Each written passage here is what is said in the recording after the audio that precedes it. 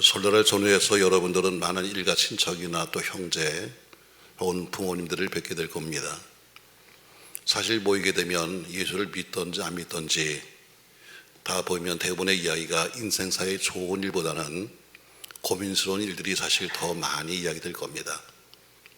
정치적인 것도 그렇고 또 개인적인 것도 그렇고 좋은 것보다는 어려운 일들을 더 많이 말하게 될 거예요. 우리 현대를 살아가는 모든 사람들은 아마 계속되는 고민의 연속 속에 살고 있습니다. 우리 삶이 늘 푸른 초원 같은 데를 살았으면 좋겠습니다만, 그러나 사실 굉장히 우리 인생이 번개치고 노리고 천둥치는 것처럼 힘들 때가 상당히 많이 있습니다. 오늘은 현대인의 고민이라 이런 제목으로 말씀하려고 그래요. 사실은 현대인의 고민은 아니라 예수님 때도 역시 고민은 똑같았습니다. 다만 사람이 바뀌었지 고민의 내용은 항상 똑같은 거예요. 자, 우리 현실적인 우리 고민을 보면은 미국과의 관세 관계로 인해서 생기는 여러 가지 문제들, 계속되는 근로자들의 임금 투쟁 문제들, 예측할 수 없는 물가의 상승이나 불안한 경제, 정치, 혹은 주택 문제, 혹은 자녀들의 교육 문제, 여러 가지 문제가 많은 것은 다 알고 있죠. 근데 이런 문제는 지금 약간의 문제가 좀 다릅니다만, 그러나 예수님 때도 오늘 지금 예수님을 따라서 은혜 받겠다고 왔던 지금 이 자리에도 마찬가지로 똑같은 문제는 있었습니다. 근데 오늘 예수님 때 그 문제는 똑같았는데 예수님이 그것을 해결하시는 것처럼 여러분과 저의 모든 현대인의 고민도 예수만이 해결책입니다. 오늘 그럼 우리의 고민이 과연 뭘까? 그 당시 예수님이 있을 때 당시와 무엇이 같은가? 한 서너 가지의 고민을 찾아보려고 합니다. 자, 12절 말씀 보시죠. 도대체 무슨 고민이 있었는가? 12절 말씀 보세요. 같이 한번 읽겠습니다. 날이 저물어가매 12사도가 나와 여짜오되 무리를 보내어 두루 마을과 촌으로 가서 유하며 먹을 것을 얻게 하소서. 우리가 있는 여기는 빈들입니다 하면서 오늘 제자들이 나와서 예수님께 말하기를, 예수님, 저렇게 많은 사람이 모였습니다만 사실은 지금 이제는 먹을 게 없습니다. 그러니까 각자 가서 알아서 먹고 오게 하시자는 것처럼 가장 큰 고민은 예나 지금이나 똑같이 먹는 문제가 가장 큰 고민입니다. 오늘 본문의 말씀처럼 예수님 여긴 빈들입니다. 무리를 보내어 두루 마을과 촌에 가서 각자 알아서 먹고 오게 하시지 않은 것처럼 바로 먹는 것 가장 큰 문제입니다. 의식주 다 중요하죠. 그러나 의식주에서 가장 중요한 것은 역시 먹는 겁니다. 배고파서는 아무것도 할 수 없는 거죠. 인간이 가지고 있는 본능 중에서 가장 중요한 것은 바로 먹는 겁니다. 우리 속담에 3일 굶어서 독실하는 사람이 없다 하는 것처럼 안 먹고는 굶고서는 못 사는 겁니다. 대부분의 소설이나 대부분의 영화의 역시 문제도 주로 먹는 것부터 시작이 됩니다. 수많은 영토 전쟁의 원인도 보면 궁극적으로 먹는 데부터 시작돼요. 더 많은 땅을 소유해서 강도 규범으로써 더 많은 수확과 소산을 거두겠다는 것이었죠.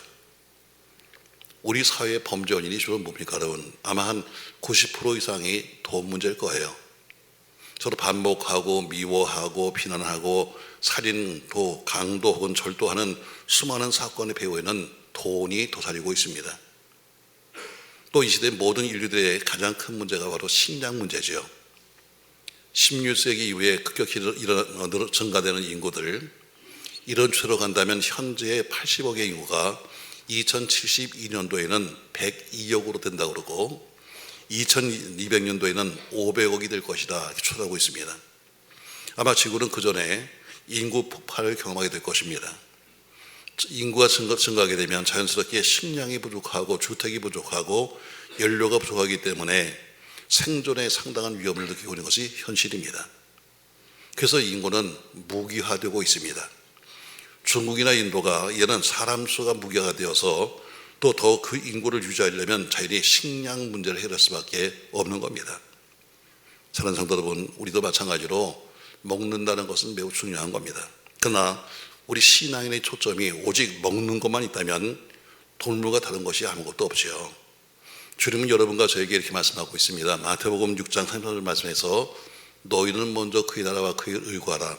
그러면 그 모든 것을 내가 더하겠다 했습니다. 순서가 있죠. 너희는 다 내가 더해 줄 테니까 너희는 먼저 그의 나라와 그의 의를 구하게 되면 내가 모든 것을 더하신다고 했으니, 여러분 이제는 우리 눈이 땅의 것이 아니라 하늘 것을 바라볼 수 있기를 주의 이름으로 축복합니다. 오늘 걸어갈 때 오늘 본문의 사건처럼 먹을 게 없던 그들에게 물고기 2마리와 보리떡 5개를 가지고 5,000원 먹고 남은 것처럼 그런 식량 문제를 해결할 수 있는 겁니다. 가장 현대인의 고민은 과거나 마찬가지나 똑같이 먹는 겁니다. 두 번째 문제가 질병의 문제입니다. 자, 오늘 본문에 다시 보시죠. 여러분 11절 말씀 보시죠. 무리가 알고 따라왔거늘 예수께서 그들을 영접하사 하나님 나라의 일을 이야기하시며 병 고칠 자를 고치는 것처럼 두 번째가 질병의 문제입니다. 과학이 발달할수록 인간이 살기 좋은 낙원될 것이다 생각했지만 과학의 발달은 오히려 사람들의 기대를 뒤엎고 우리 가운데 더 큰 문제를 만들었습니다. 바로 그것이 질병 문제입니다. 과거에 없던 산업공해, 공기오염은 수많은 질병들을 오늘 우리에게 주었습니다. 특히 현대인들에게는 과거처럼 먹지 못해서 생기는 병이 아니라 이는 너무 잘 먹어서 생기는 병으로 고생하고 있습니다. 아침마다 건강을 유지한다고 해서 열심히 뛰는 사람, 테니스하는 사람 다 중요하죠. 여러분 어떤 방법이든 간에 건강 유지하려고 애를 쓰고 있습니다. 그러나 그렇게 열심히 운동해도 다 질병은 있는 겁니다. 어떤 사람은 큰 병이, 어떤 사람은 작은 병이 있으나 다 누구나 다 질병을 가지고 있는 거예요. 이것이 바로 오늘 사는 현대인의 모습이요, 과거 예수님 때도 의뢰받으러 온 사람들의 모습이었습니다. 주님 당시도 마찬가지로 질병은 가장 큰 적중의 하나였습니다. 오늘 예수님이 지금 베세다 광야 가셨는데 광고한 거 아닙니다. 내가 베세다 가겠다고 말씀하신 것도 아닌데 이미 예수님이 가시는 행적을 따라서 사람들이 오기 시작했는데 대부분들 병 고침 받으려고 사람들이 모였다는 겁니다. 오늘 본문의 말씀도 마찬가지로 무리가 알고 따라왔다. 예수님이 가시는 것을 예수님이 뭐 홍보했겠어요? 광고했겠어요? 무슨 문자 보냈겠어요? 그들이 스스로 알고 따라왔습니다. 그리고 와서 뭐 했나? 예수님 병 고칠 사람을 고치는 것처럼 그 당시도 병은 상당한 문제였습니다. 그러나 주님은 영적인 문제만 해결하시는 분이 아니라 여러분과 저의 육적인 필요도 채우시는 분입니다. 앞에 말씀하신 것처럼 먹을 일을 해결해 주신 다음에는 질병도 해결해 주셨습니다. 즉 여러분과 저희 모든 질병이 해결되기를 주의 이름으로 축복합니다. 마태복음 8장 17절에 보니까 우리 연약한 것을 친히 담당하시고 병을 짊어지셨다 이렇게 말씀하시면서 우리 주님이 우리의 모든 죄만 아니라 우리 모든 것을 담당했다고 말씀하고 있습니다. 이사야 선지자는 이사야서 53장 5절 말씀에서 이렇게 우리에게 말씀하고 있습니다. 같이 한번 읽겠습니다. 그가 찔림은 우리의 허물 때문이요 그가 상함은 우리의 죄악 때문이라. 그가 징계를 받음으로 우리가 평안을 누리고 그 채찍에 맞음으로 우리가 나음을 입었다. 아멘. 주님이 이 땅의 모든 아픔, 그것이 아픔이 병이든 그것이 어떤 문제든 간에 아픔을 가진 사람을 위해 오셨습니다. 사랑하는 성도 여러분, 우리 주님의 이름은 여호와 라파, 치료의 하나님입니다. 전 여러분과 저의 모든 질병도 치료될 줄로 믿습니다. 오늘 주님이 하신 것이 뭐냐면 이 광야에 따라온 사람들 먹을 것을 해결해 주셨으며 두 번째 병든 자를 치유하셨습니다. 세 번째, 그 당시의 문제나 지금의 문제나 똑같은 문제가 하나 있는데 바로 그것은 사랑이 없다는 겁니다. 우리 모두가 말하잖아요. 저는 사랑이 없어요. 교회가 사랑이 식었습니다. 이런 얘기 수없이 듣습니다. 주님은 이미 지쳤습니다. 지금까지 오시는 과정 속에 수많은 과정 속에서 주님은 이미 몸이 지치셨어요. 언제나 주님 가시는 곳마다 사람이 붐볐습니다. 여러분 가장 힘든 것 중에 하나가 뭐냐면 사랑과의 이야기하는 거예요. 이거 보통 힘든 게 아닙니다. 여러분 사랑 앉아서 뭐 30분 1시간 말하면요 정말 침 빼는 겁니다. 근데 예수님은 가시는 곳마다 사람들이 몰려들어서 전부 다 고쳐주세요 뭐 해주세요 하는데 얼마나 지쳤겠어요. 또 따라온 사람들마다 다 문제가 있으니까 왔지 문제 없는 사람이 오겠습니까? 오늘도 베세다 광야로 가시는데 이미 많은 무리가 알고 주를 따라왔다고 했습니다. 그런데 오늘 본문에 보니까 이렇게 말씀해요. 11절 말씀 다시 보세요.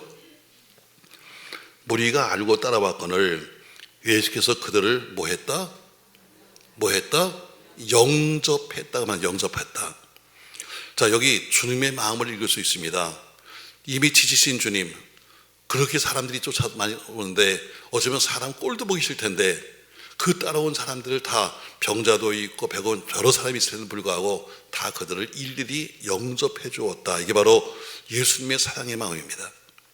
그들 마음 깊은 곳으로부터 우러나는 마음으로 그들을 전부 다 짜증내지 아니하고 맞아준 겁니다. 오늘 본문에 영접했다는 의미를 보면요, 좀 더 진한 주님의 사랑을 느낄 수 있습니다. 영접한다고 하는 말은 누가복음 2장 28절에 보니까 안아준다는 의미가 있습니다. 히브리서 11장 31절에 보니까 기생 라합이 정탐꾼을 평안히 영접했다는 것처럼 숨겨준다는 뜻도 있습니다. 마태복음 18장 5절에 보니까 내 이름으로 이런 어린아이 하나를 영접하며 한 것처럼 맞아들인다는 뜻도 있습니다. 이거 전부 다 합해본다면 영접한다고 하는 단어는 자기 소유를 삼는다, 사랑한다, 귀중히 여긴다는 뜻입니다. 주님을 따르는 사람들이 전부 다 어때요? 그들이 누구든 간에 어떤 형편이 있든 간에 그들이 재물을 가졌던 학력을 있던 명예가 있든 관계없이 그들은 그 모습 그대로 주님은 그들을 다 영접해 주신 겁니다. 결국 문제가 뭐예요? 사랑이 없다는 거지요. 근데 주님은 어때요? 그 모든 사람을 다 영접하시면서 사랑해 주신 겁니다. 11절에 보면은 주님이 사랑한 대상이 누구냐면 주로 이 땅에 소외된 사람들, 병든 사람들, 세리, 죄인들이었습니다. 그 사랑의 농도는 병든 자를 고쳤고 그 사랑의 농도는 죄인들을 용서하시는 것을 넘어서 마지막엔 자기 목숨까지 내어줌으로써 영접하는 것을 보여주셨습니다. 사랑하는 성도 여러분, 아무런 대가 없는 사랑, 무조건적인 자기 희생의 사랑이 예수님 사랑이죠. 오늘 우리가 말하는 사회가 어떻습니까, 여러분? 예나 지금이나 다 똑같이 말합니다. 예전도 그랬고 지금도 그랬고 앞으로도 그럴 거예요. 사랑이 없는 시대에 우리가 살고 있습니다. 이렇게 말할 겁니다. 매일 나오는 우리 신문을 보시죠, 여러분. 사회면에 보면 인간 사랑은 고사하고 기본적인 규범이나 기본적인 양심까지 땅에 떨어진 기사로 지면을 채우고 있습니다. 부모와 자식 간에 반목하고 있고 부부가 서로 타협하지 못하는 시대에 살고 있고 교회는 매일 분란하고 쪼개지는 그런 시대 속에 살고 있는 것이 오늘의 현실입니다. 오늘 여러분과 제가 얼마나 이기적인가, 우리 모두가 다 계산입니다. 계산을 해서 결정하죠. 심지어 결혼도 계산해서 결정하고 아기 낳는 것도 계산해서 낳아야 되나 말아야 되나 다 계산해요. 결국 모든 게 다 계산입니다, 여러분. 맞습니다, 여러분. 손익이 맞지 않으면 결코 투자하지 않습니다.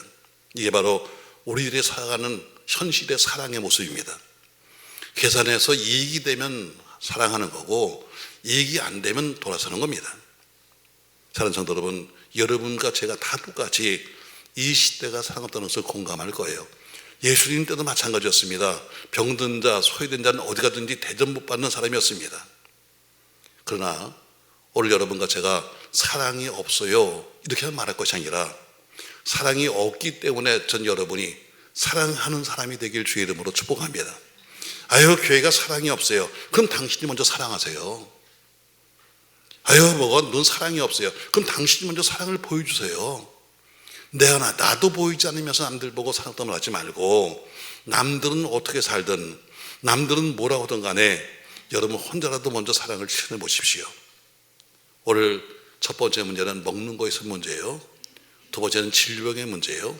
세 번째는 사랑이 없다는 것이 그 당시나 지금이나 미래나 똑같은 문제입니다. 또 한 가지 더 있는데 보니까 죽음 후에 문제가 있습니다.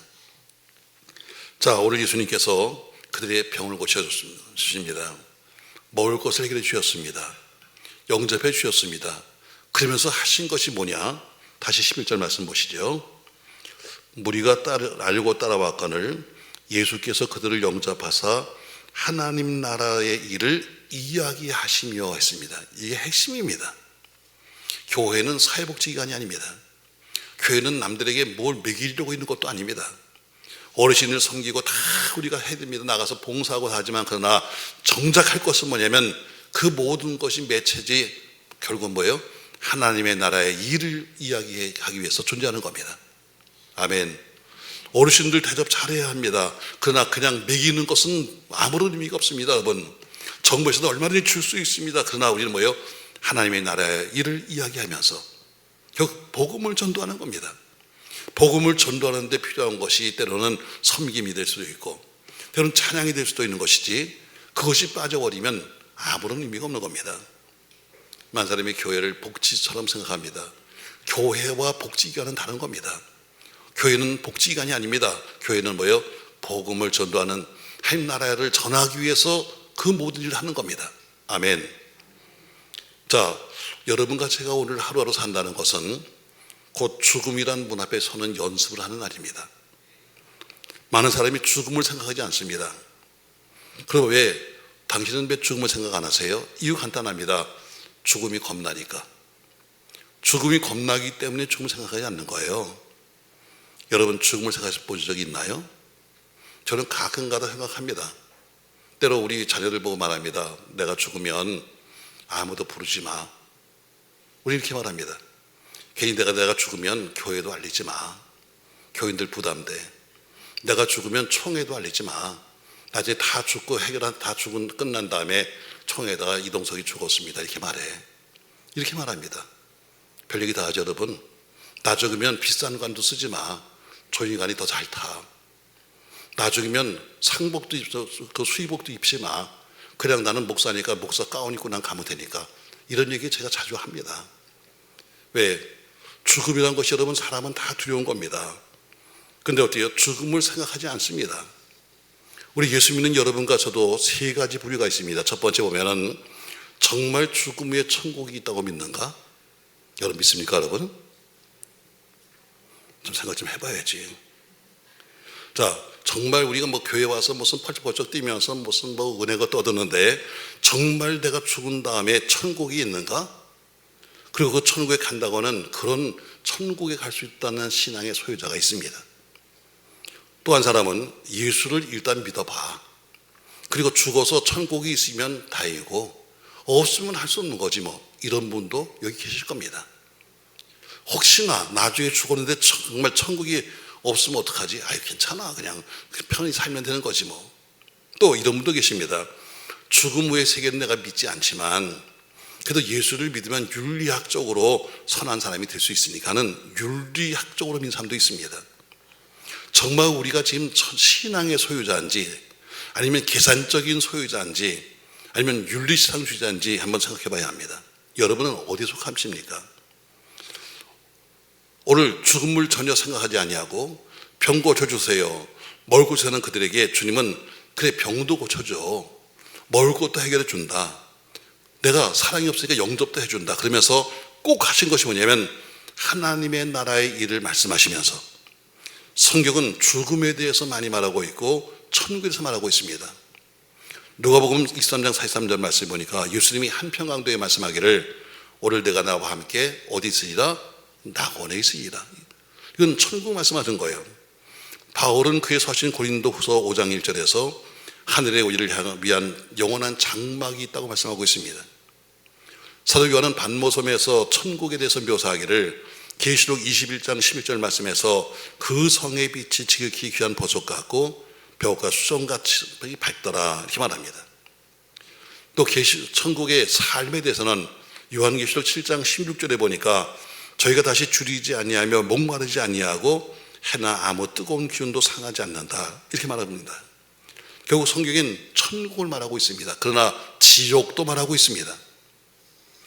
자, 계시록 20장 10절에 보니까 이렇게 말씀하고 있죠. 자, 다시 한번 읽겠습니다. 여러분, 계시록 20장 10절 같이. 계시록 20장 10절이에요. 방송실. 네. 자, 같이 한번 읽겠습니다. 또 그들을 미혹하는 마귀가 불과 유황 못에 던지니 거기는 그 짐승과 거리 선자도 있어 세토록 밤낮 기름을 받으리라.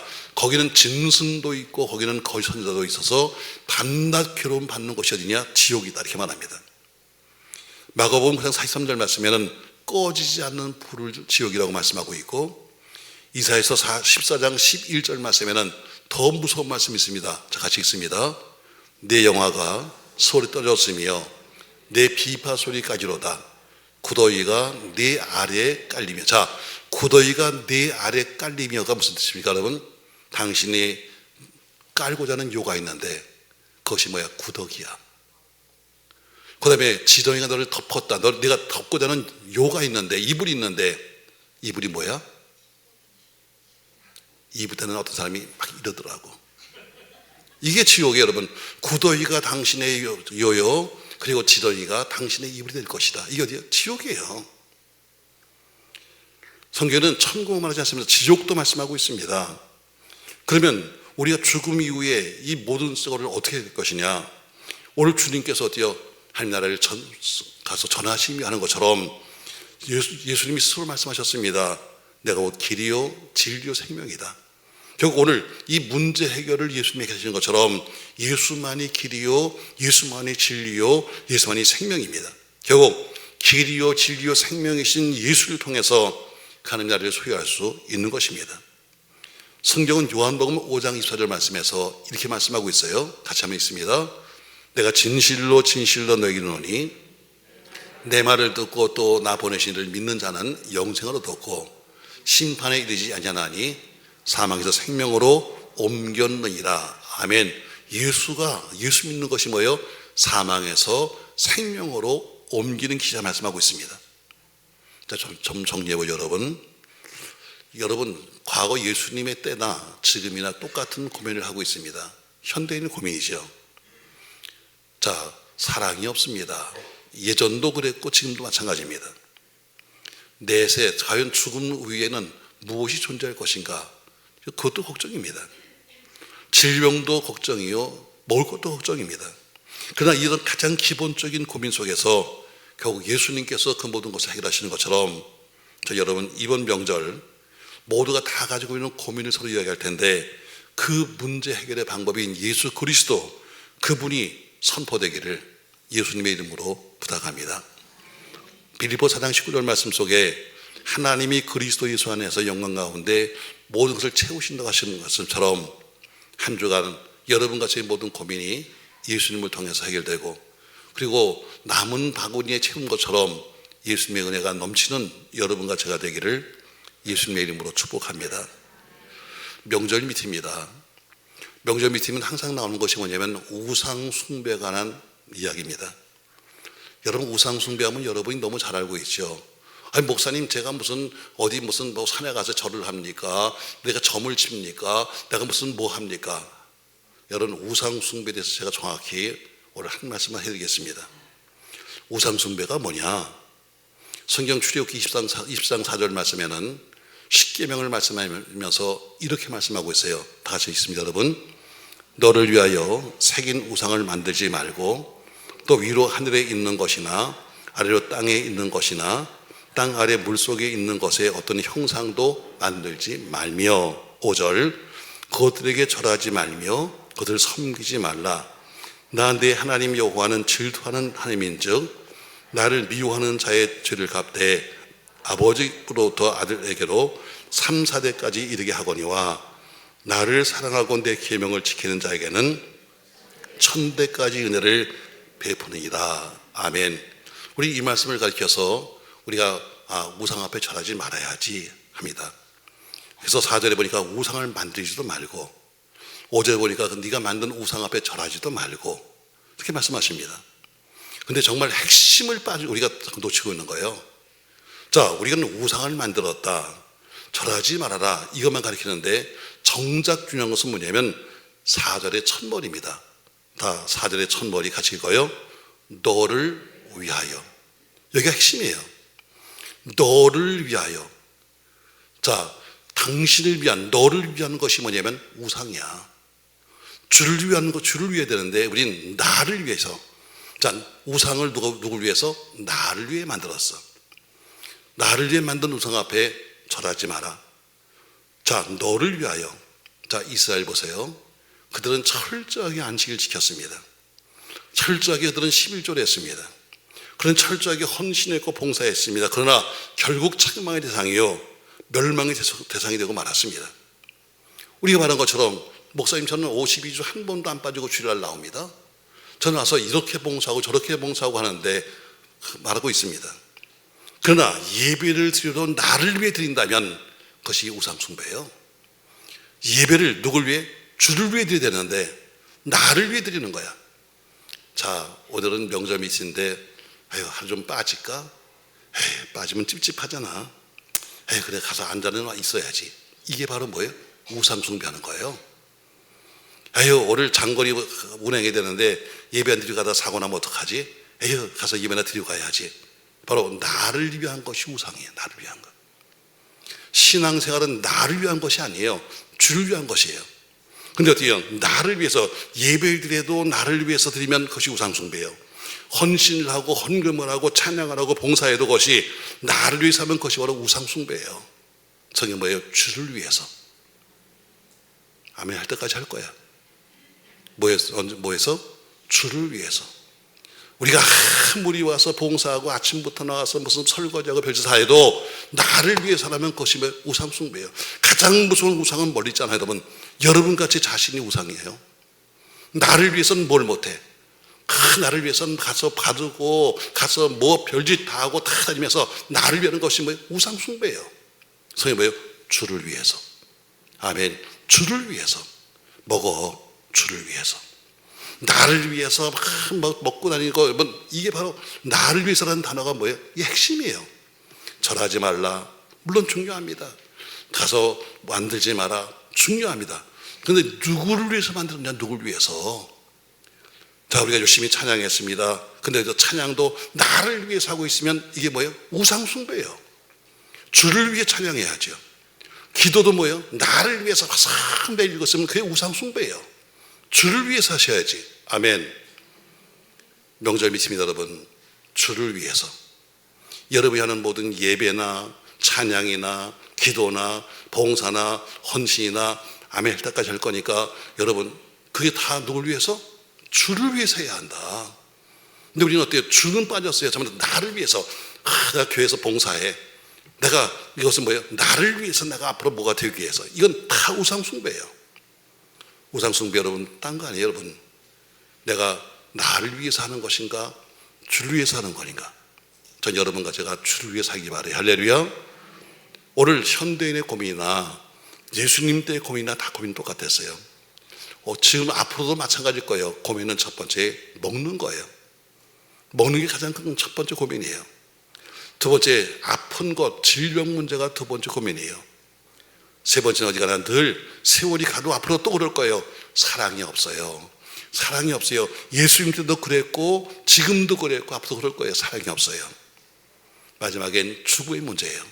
그러나 이 모든 것들이 어떻게 됐어요?